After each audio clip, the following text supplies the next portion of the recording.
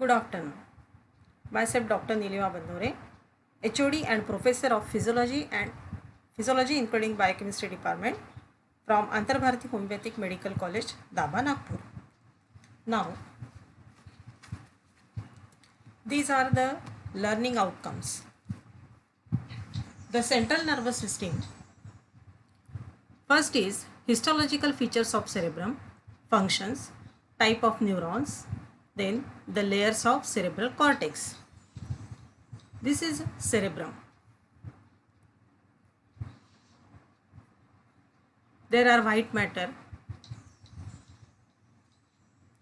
nerve fibers. The central nervous system is composed of grey and white matter. The grey matter consists mostly of the neuronal bodies, whereas the white matter consists of the axons of the neurons. The grey matter is like the generator where the current, that is impulses, is generated, and the white matter is like the wires that transfer this current to the other parts of the CNS of the body.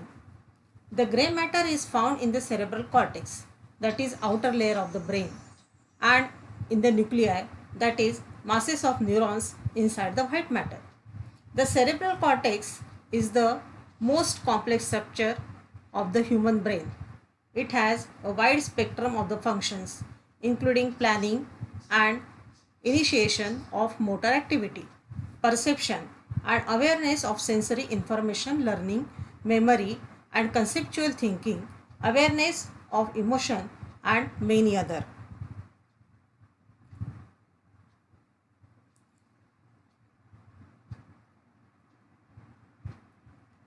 In order to be able to perform all the above functions, the cerebral cortex has a unique multi-layered arrangement of the neurons.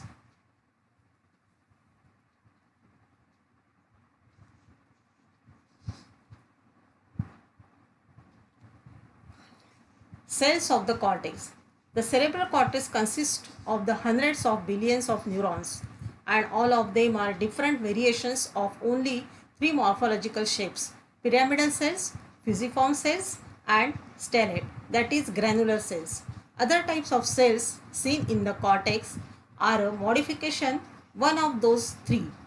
The other cells of the horizontal cells of Kajal, Retzius and cells of the Martinotti.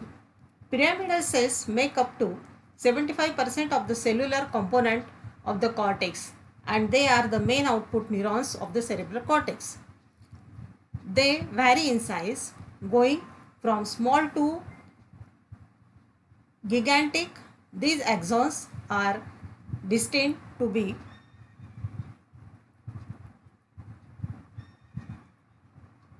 commissural that form corpus callosum, association that project to the ipsilateral association cortical areas, or projection fibers which leave the cortex and project to different regions of the CNS such as the thalamus, spinal cord, etc.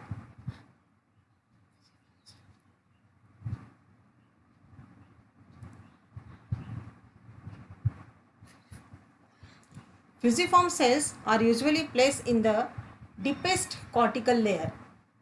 Their dendrite projects towards the cortical surface, whereas the axon also has the possibility to be commissural association or projection oriented.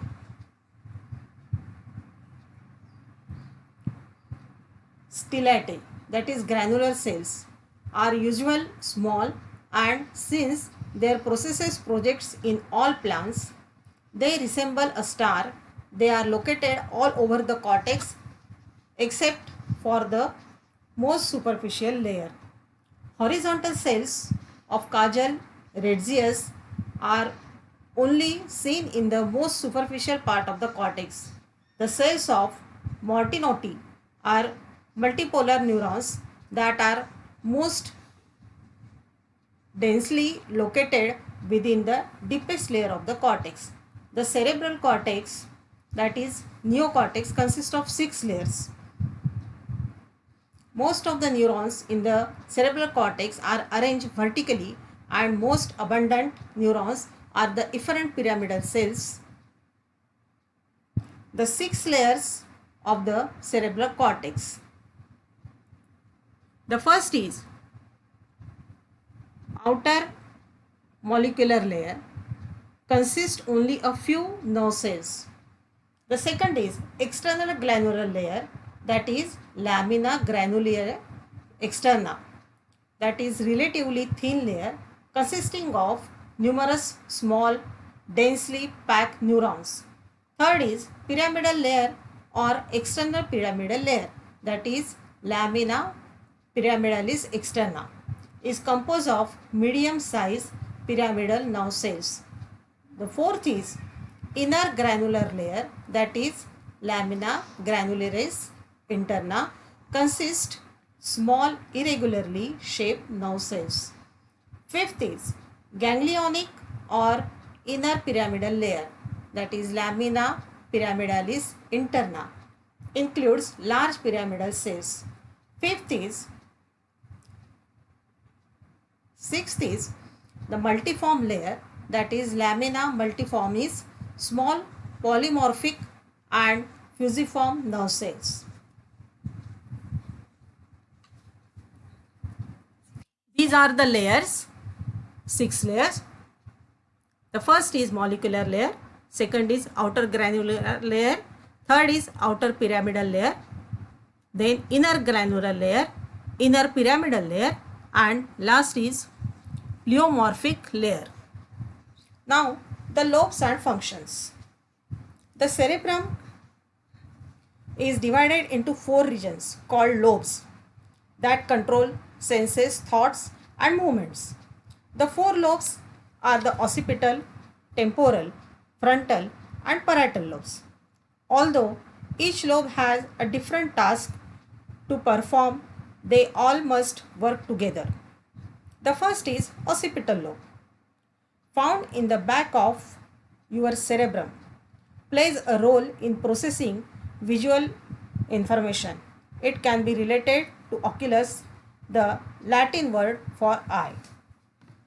There are 2 temporal lobes. Second, one in each hemisphere, close to where your ears are. It primarily functions in auditory processing. However, it may be involved in emotion, learning and pronunciation, learning a new language. If you hear a loud tempo or beat, you may cover your ears, thus blocking the sounds from getting to your temporal lobe. Now the third is frontal lobe. The frontal lobe allows you to solve a complex task, undergo voluntary movement of your body parts from complete sentences, and is responsible for your personality traits. Think about the last time you had a difficult exam. What was your first reaction? You probably put your elbow on the table and your hand on your forehead, precisely where your frontal lobe is located. Now, the parietal lobe. Parietal lobe functions in general sensation and feeling. If you stand too close to a campfire, you probably take a few steps backwards to avoid the excessive heat. Building a snowman without gloves may also bring you discomfort, but your parietal lobe helps to communicate this information with the rest of your brain. Although all sensations are not bad, it is important to point out how they help us avoid potentially harmful situations. The parietal lobe is found in between the frontal and occipital lobe. Thank you.